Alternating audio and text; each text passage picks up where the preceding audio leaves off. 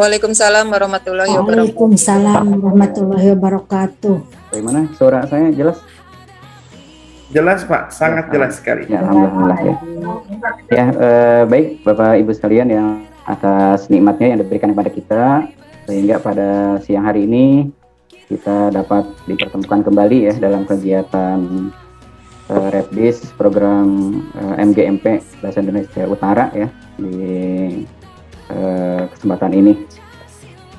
Nah, baik Bapak sekalian, hari ini kita akan mencoba menganalisis ya tentang AKM ya, karena sebentar lagi siswi kita akan mengikuti AKM gitu ya. Nah, sebelum mereka kita bimbing ya untuk menghadapi soal-soal tersebut ya, baik soal literasinya maupun soal numerasi, tentu kita sebagai guru kan harus tahu juga ya, harus tahu dan kita harus mengajarkan kepada siswa kita gitu ya. Jangan sampai nanti Bu Umu siswanya disuruh ikut AKM, tapi ketika gurunya disuruh mengerjakannya bingung, nggak ngerti, kok kayak gini sih? Nanti siswanya nanya nggak tahu kita, gitu, bingung, gitu ya. Ya minimal kita sudah mengerti ya, sudah tahu asal usul soal AKM ini seperti apa. Yang numerasi itu karakteristiknya seperti ini, yang literasi karakteristiknya seperti ini. Ini harus kita minimal kita tahu. Gitu. Nah nanti akan kita analisis ya Bapak Ibu sekalian berkaitan dengan soal tersebut. Ya, bagaimana Bapak Ibu sudah muncul belum? Sudah Pak? Iya, Ya, ada. Ya, baik. Ya, baik Bapak Ibu sekalian ya, kita akan mencoba untuk membedah ya soal AKM baik yang literasi maupun yang numerasi ya.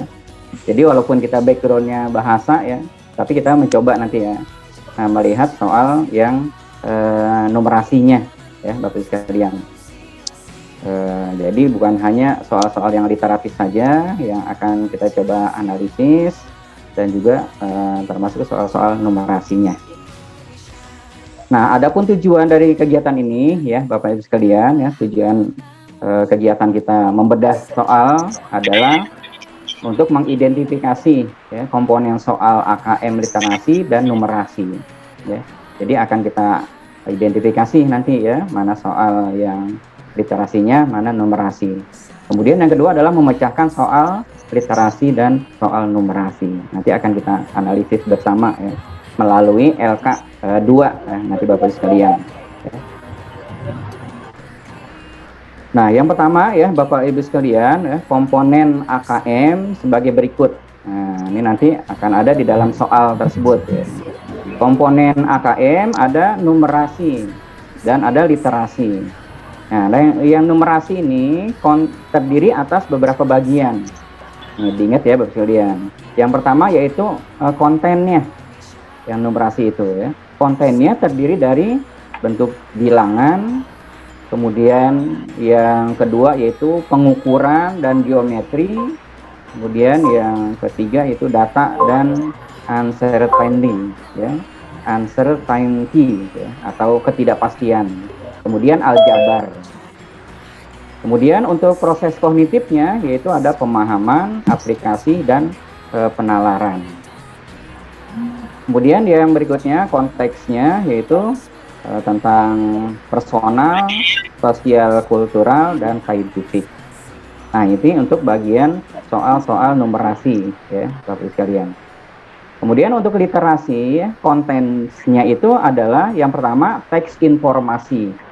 Ya, jadi nanti di dalam soalnya tersebut memuat tentang teks yang di dalamnya ada informasi-informasi yang harus diketahui. Kemudian yang kedua yaitu teks sastra atau disebut juga dengan teks fiksi. Gitu.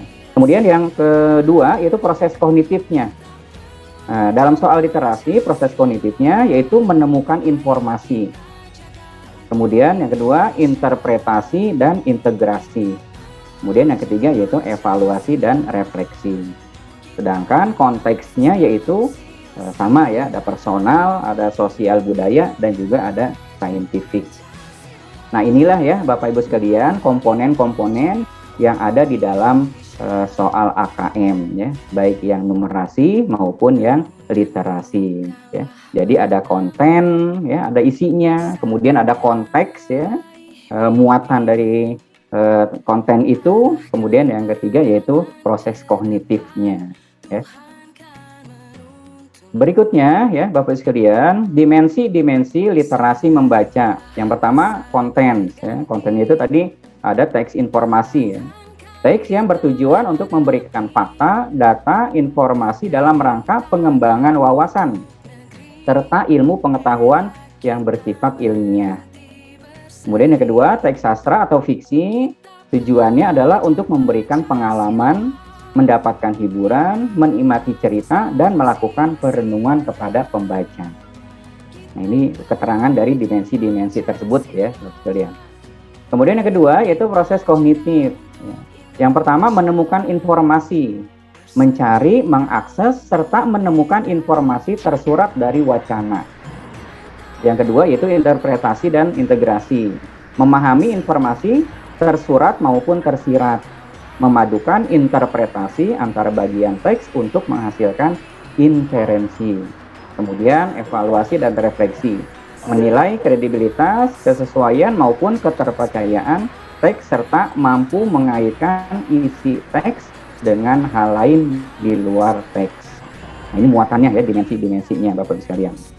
Kemudian konteksnya yaitu personal, berkaitan dengan kepentingan diri sendiri. Kemudian yang kedua sosial budaya ya, berkaitan dengan kehidupan sosial yang ada di masyarakat. Kemudian yang ketiga itu scientific, berkaitan dengan isu, aktivitas serta fakta ilmiah, baik yang telah dilakukan maupun yang akan dilakukan atau futuristiknya. Kemudian yang kedua ya Bapak sekalian, ya, dimensi-dimensi dalam numerasi. Kontennya yaitu bilangan, meliputi representasi, sifat urutan, operasi beragam jenis bilangan, baik bilangan cacah, bilangan bulat, bilangan pecahan atau desimal. Kemudian yang ketiga yaitu pengukuran dan geometri, yang meliputi mengenal bangun datar hingga menggunakan volume, luas permukaan dalam kehidupan sehari-hari. Juga menilai pemahaman peserta didik tentang pengukuran panjang, berat, waktu, volume, dan debit, serta satuan luas menggunakan satuan baku. Ngerti nggak Bapak sekalian? Matematika ya. Berikutnya, ini masih teoritis ya Bapak sekalian, disimak saja dulu ya. Tapi sambil diingat-ingat ya, nanti kita lebih ke aplikatif ya. Kemudian yang berikutnya itu data dan ketidakpastian, ya, meliputi pemahaman, interpretasi, serta penyajian data maupun peluang. Berikutnya aljabar, ya, meliputi persamaan dan pertidaksamaan, relasi dan fungsi, ya, termasuk pola bilangan serta rasio dan proporsi. Nah, yang paham matematika nih ngerti ya. Terus saya nggak begitu paham ya. Tapi nanti kita coba ya lihat seperti apa. Ya. Kemudian yang berikutnya proses kognitifnya yaitu pemahaman, ya, memahami fakta, prosedur serta alat matematika. Kemudian penerapan, mampu menerapkan konsep matematika dalam situasi nyata yang bersifat rutin. Kemudian yang ketiga yaitu penalaran, bernalar dengan konsep matematika untuk menyelesaikan masalah bersifat non rutin. Yang berikutnya itu konteksnya. Kemudian yang berikutnya sosial budaya, berkaitan dengan kepentingan antar individu dan isu-isu yang berkaitan dengan kehidupan sosial kemasyarakatan. Kemudian yang ketiga yaitu scientific, ya, berkaitan dengan isu, aktivitas serta fakta ilmiah baik yang telah dilakukan maupun yang akan di. Nah ini ya Bapak sekalian untuk konteksnya ada tadi teks informasi, teks fiksi, bilangan dan seterusnya. Nah ini tadi sudah ya proses kognitifnya ya, menemukan informasi dan seterusnya, numerasi. Nah itu ya Bapak sekalian berkaitan dengan dimensi-dimensi yang ada di dalam soal asesmen nasional. Nah berikutnya ya Bapak Ibu sekalian yaitu instrumen asesmen nasionalnya. Nah, yang pertama bahwa di dalam instrumen tersebut ya atau soal ya instrumen itu ya bahwa di dalam soal itu nanti memuat tentang stimulus ya. Jadi gambaran umum ya yang disajikan sebelum memuat kepada pertanyaan. Ya, jadi dibuat stimulusnya dulu ya.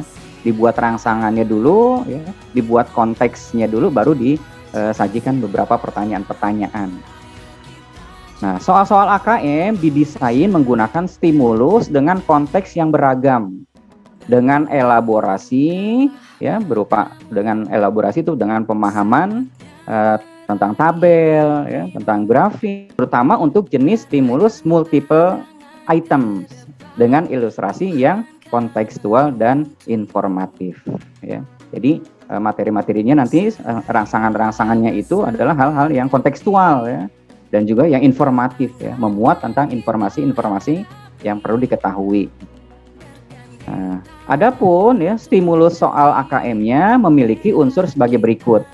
Yang pertama ya, stimulusnya itu rangsangannya harus memuat konteks yang edukatif ya, yang memiliki nilai-nilai pengetahuan, pendidikan yang bisa dapat menambah wawasan ya. Kemudian yang kedua yaitu yang inspiratif. Yang ketiga yaitu yang menarik dan yang keterbaruan. Jadi hal-hal yang up to date ya, yang kontekstual.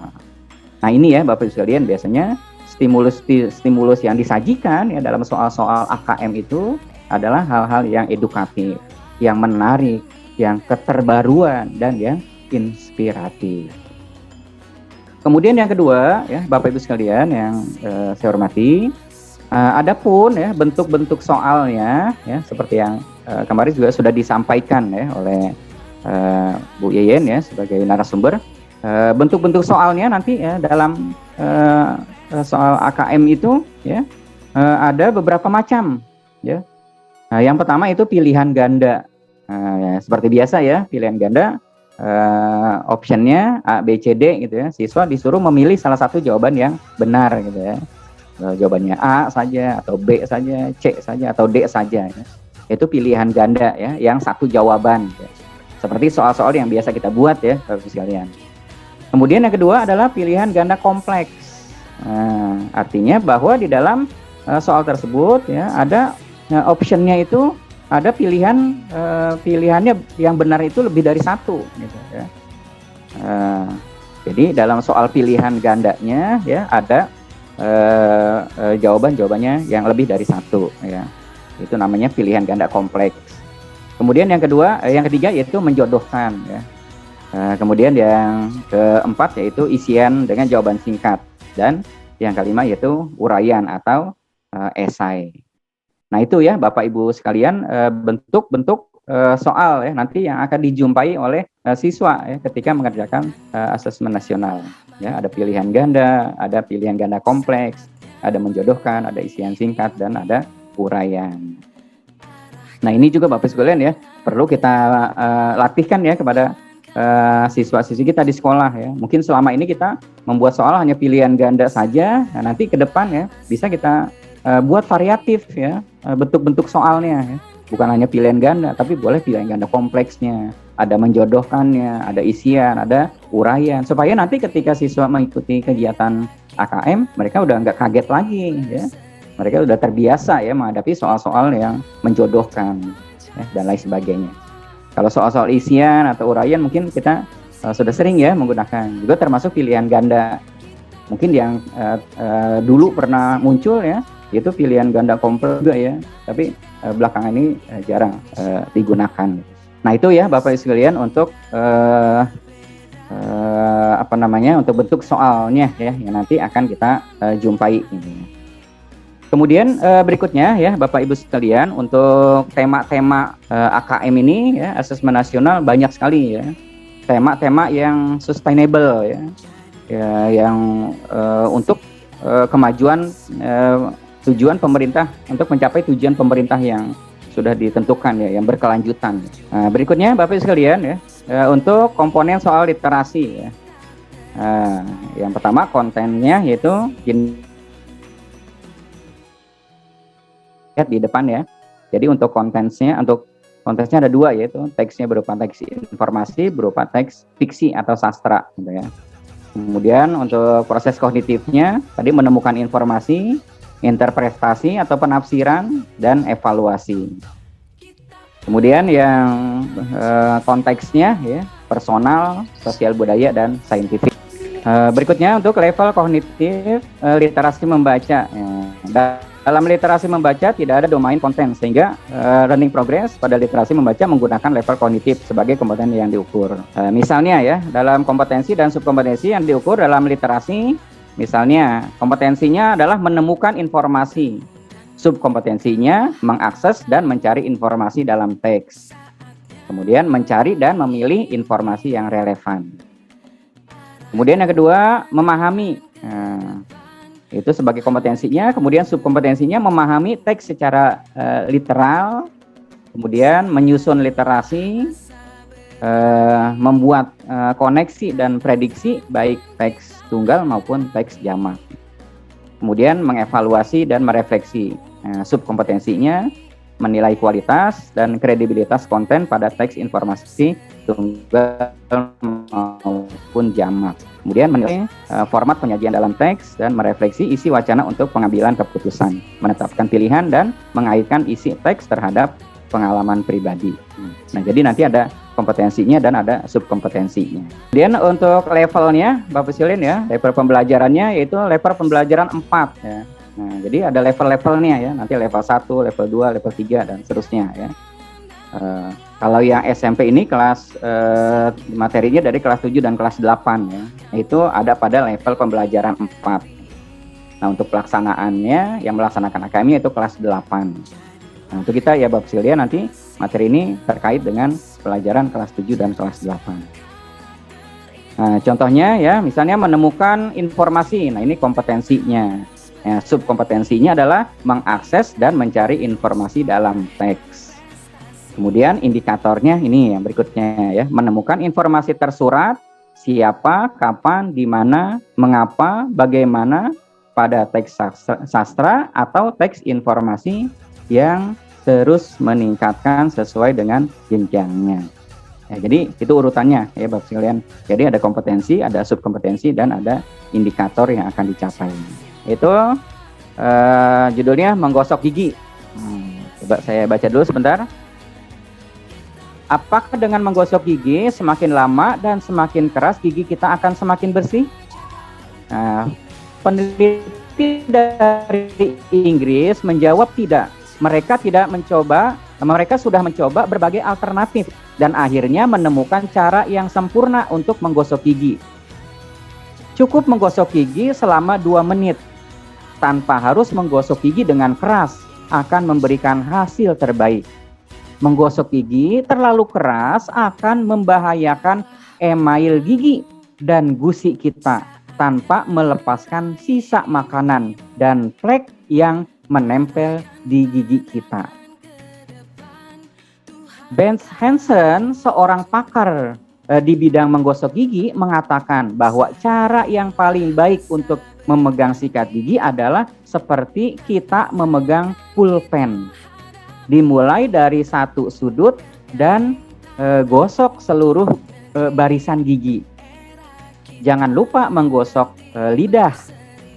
Pada lidah biasanya terkandung banyak bakteri yang dapat menyebabkan bau mulut. Menggosok gigi adalah ya udah, nah itu ya. Nah, itu soalnya Bapak sekalian ya. Artikel ini menceritakan tentang apa?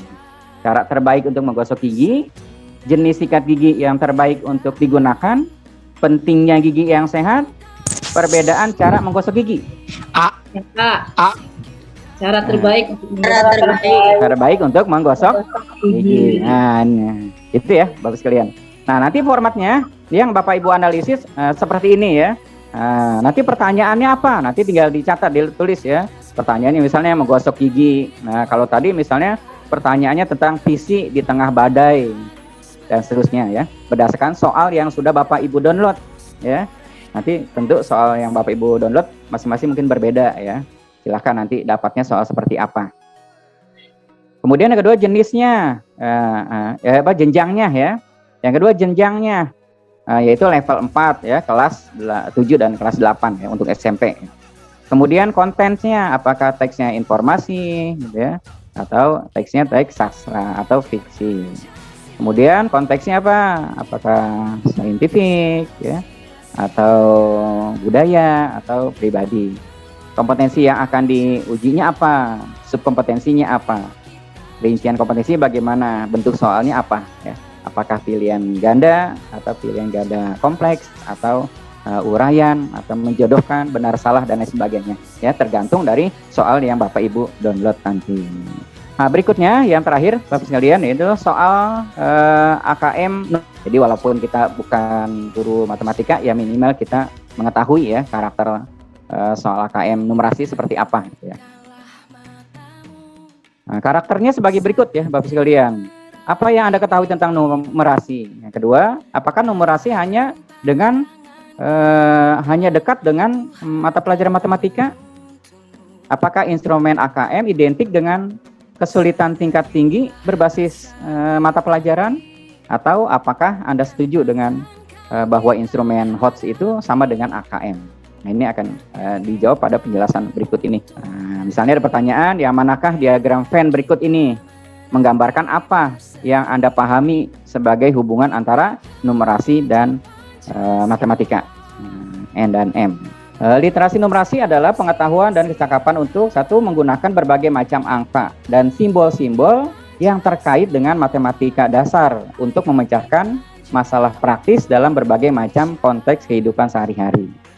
Kemudian yang kedua, menganalisis informasi yang ditampilkan dalam berbagai bentuk grafik, tabel, bagan, dan sebagainya. Lalu menggunakan penafsiran atau interpretasi hasil analisis tersebut untuk memprediksi dan mengambil keputusan. Numerasi mencakup keterampilan mengaplikasikan konsep dan kaidah matematik. Numerasi versus matematika. Keduanya berlandaskan pada pengetahuan dan keterampilan yang sama, tetapi perbedaannya terletak pada pemberdayaan pengetahuan dan keterampilan tersebut. Pengetahuan matematika saja tidak membuat seseorang memiliki kemampuan numerasi.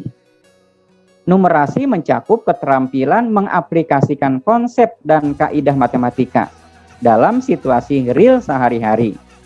Saat permasalahannya sering penyelesaian atau bahkan tidak ada penyelesaian yang tuntas, serta berhubungan dengan faktor non-matematis. Perlu dicermati, akan tetapi pembelajaran matematika itu sendiri belum tentu menumbuhkan kemampuan numerasi. Jadi tidak menjamin ya Bapak sekalian bahwa seorang yang jago matematika belum tentu ya mampu dalam numerasi. Tapi bagi yang mereka ahli pintar dalam numerasi itu sudah barang tentu dia sudah pandai dalam matematika. Berikutnya, ruang lingkup literasi numerasi merupakan bagian dari matematika bersifat praktis dan kontekstual, berkaitan dengan kewargaan, kemudian profesional, selaras dengan cakupan matematika dalam kurikulum, saling bergantung, mengisi, dan melengkapi unsur literasi baca tulis, literasi sains, literasi digital, finansial, dan budaya kewargaan. Kemudian bersifat kreatif, bersifat kultural, dan sebagainya. Nah, ini data ketidakpastian dan ada pengukuran geometri. Nah, kemudian untuk dan ada kompetensi. Nah, kalau dalam literasi tadi ada kompetensi, ada subkompetensi, dan ada indikatornya. Tapi kalau di numerasi ya ada domain, subdomain, dan kompetensi. Itu bedanya ya Bapak sekalian. Nah, ini untuk komponen soalnya sama tadi ya dengan literasi ya, ada komponen soalnya juga. Tapi kalau numerasi ini ada bilangan ya, ada geometri dan pengukuran, ada data dan ketidakpastian, dan ada aljabar. Personal, sosial, budaya, dan saintifik sama ya.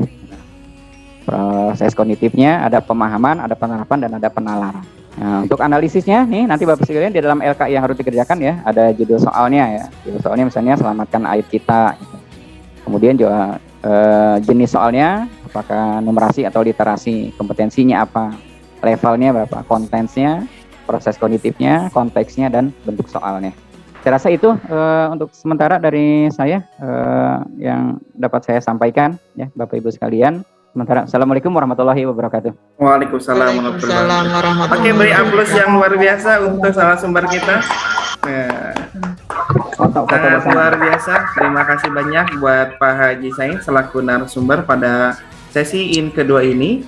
Baik teman-teman para peserta Fredis MGB Bermutu nih, besok in ketiga lebih seru lagi karena pada 30 menit pertama nanti kita akan presentasi masing-masing perwakilan dari kelompok, di mana nanti ada form analisis yang kami buat di LK ya, tinggal itu mengisi ini jenis. Jadi nanti kita sama-sama akan memahami kalau soal ini jenisnya seperti apa. Nah, nanti di analisis itu kan formnya tinggal diisi, nah sesuai dengan apa yang dipaparkan. Kemudian sengaja kami isi kolom paling bawah, ini yang paling menarik, apalagi nanti Bapak dan Ibu, nanti kita mencoba menggali soal tersebut, kita berandai-andai berumpama menjadi siswa-siswi kita. Jadi bagaimana cara memecahkan soal tersebut. Jadi jangan kemana-mana untuk mengikuti in ketiga yang insya Allah lebih seru pada awal 30 menit pertama sesi presentasi LK kedua tentang analisis. Saya atas nama moderator Rudianto mengucapkan terima kasih banyak. Kami panitia dan pengurus MGMP Bahasa Indonesia Bidang Utara mengucapkan terima kasih banyak. Tetap semangat, jaga kesehatan. Kita bertemu kembali di in ketiga hari Selasa tanggal 7 September 2021. Assalamualaikum warahmatullahi wabarakatuh.